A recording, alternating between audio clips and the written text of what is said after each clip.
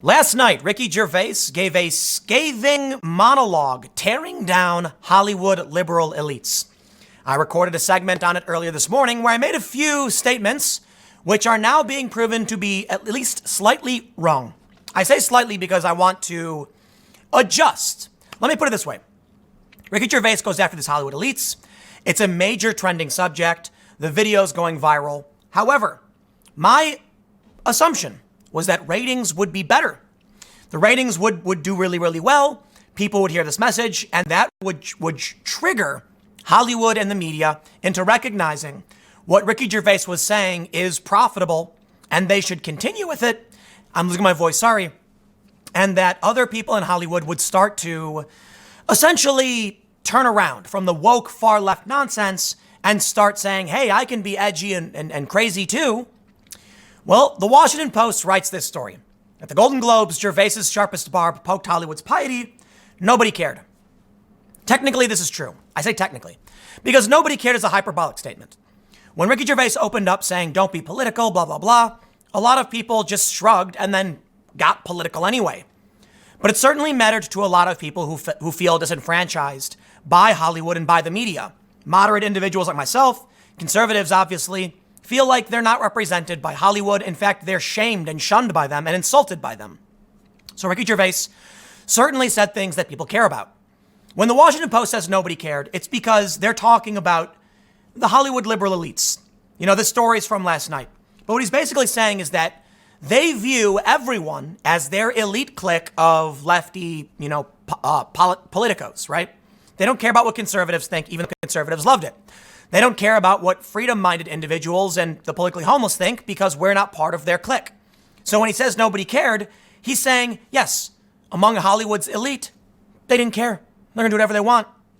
Now, here's the bad news. I thought things would look good for the Golden Globes after this, but I jumped the gun. According to the New York Post, the Golden Globes tank 15% in early ratings, on track for 8-year low. But just wait.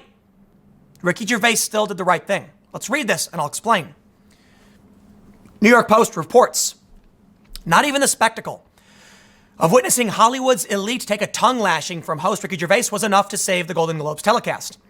The 77th annual ceremony's ratings were down about 15% from 2019, according to very early numbers from Nielsen, the rep reports. However, the outlet emphasized that it's very important to stress that this preliminary data is subject to significant upward adjustment. A full Nielsen report is expected in a few hours. The telecast attracted an average of 14.76 million viewers and a 3.8 share among adults 18 to 49 in what are referred to as Fast Nationals ratings. Those early figures skewed down 6% in viewers and about 16 in the demo from early figures this time last year. The 2019 Golden Globes broadcast ended up at 18.61 million viewers and a 5.2 rating in the 18 to 49 demographic. Sure, Fast National ratings are unreliable for live broadcasts, The Hollywood Reporter reports, but Sunday's numbers appear to be on track to deliver the smallest Golden Globes television audience since 2012. So I was wrong. I thought the ratings would be up. And perhaps that was naive of me, because the ratings for the Golden Globes are dependent upon last year's ratings and the marketing. If last year's show was bad, the ratings will go down. You also need to consider cord cutting and people watching on YouTube or other live platforms that are hosting it. I'm not sure if they were. I think it was on TV. But people don't consume this stuff anymore. Even Ricky Gervais' monologue said Netflix won everything. But, I say but, the issue is that nobody knew what Ricky Gervais was going to say, so they didn't tune in to hear what he had to say. We just knew that he was going to make jokes. Now that people are hearing what Ricky Gervais said, more people might tune in next year. But I still think the ratings will go down next year. Here's why. Like I mentioned, Hulu, Netflix, cord cutting. This stuff's archaic, man. Nobody cares about these people anymore. And this is also technically a good sign for the culture war. It means these people's influence is waning. They can go up on stage and say whatever they want and preach to whoever they want. Nobody cares anymore. So while Ricky Gervais came on stage and he said what he had to say, the Washington Post said nobody cared. Yeah, because Patricia Arquette, Michelle Williams still gave their political pandery speeches. But guess what? The ratings were down. Your influence is waning. Nobody cared. You know what, though? So I think it's fair to say nobody cared.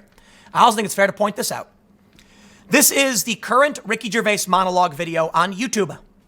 2.2 million views in like, what is this, 10 hours, 12 hours? Okay, well, maybe a little bit longer. When did this air? Like 9? So now it's like 16, 17 hours. Not even a full day. Over 2 million, 2.2 million views on average, I'm estimating, I'm rounding up. And it's the #1 video on trending. It's got 110,000 likes, 1,400 dislikes. I think it's fair to point out, a lot of people do care what Ricky Gervais had to say. It's just not your liberal elites who are preaching to the unwashed masses. Like I mentioned in my main segment, a lot of Democrats are passive. A lot of people just watch the TV and say, sure, whatever. So these people get up and grandstand because it's just a default generic thing to say. I'm no fan. Apparently, in the world of people who are seeking out information, in the world of the people who actually care and pay attention to the news, this mattered a great deal. And it's going viral because we are sick and tired of walking on eggshells. Now, many might say, well, of course, conservatives on YouTube are giving it a thumbs up. We know that YouTube comments are all right-wing, blah, blah, blah, blah, blah. It's not true. I leave you with this. The Way of the Burn, the Bernie Sanders subreddit. Now, it's not viral on the Bernie Sanders subreddit. It's just posted. It's got 21 upvotes. It was posted 12 hours ago. It's not, front page #1 for Bernie. And I think it's fair because, the Bernie Sanders subreddit is mostly people who care about Bernie and politics. But this is Ricky Gervais' monologue. And he pointed out things that even the left cares about.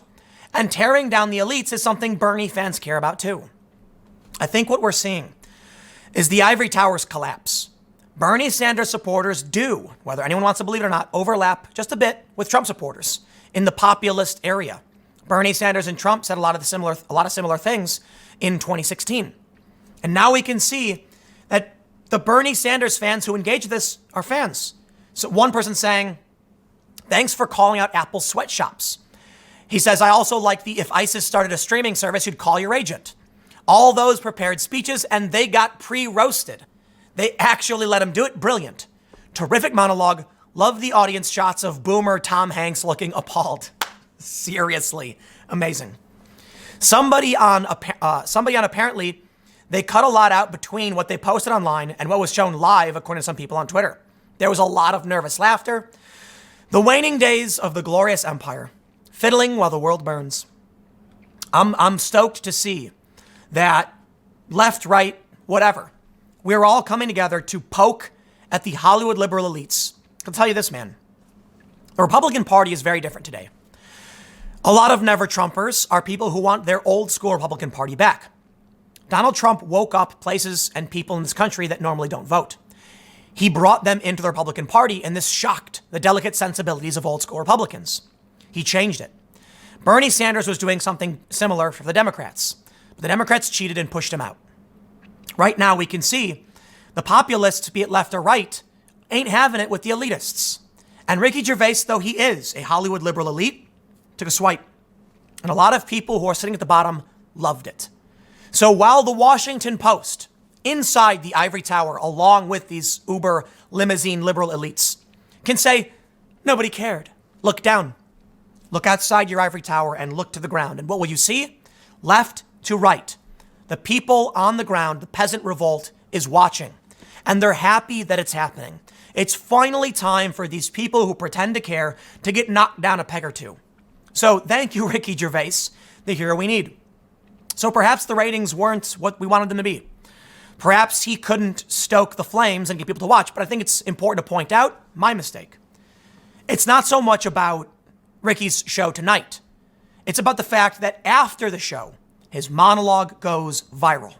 2 million views in less than a day. #1 trending on YouTube.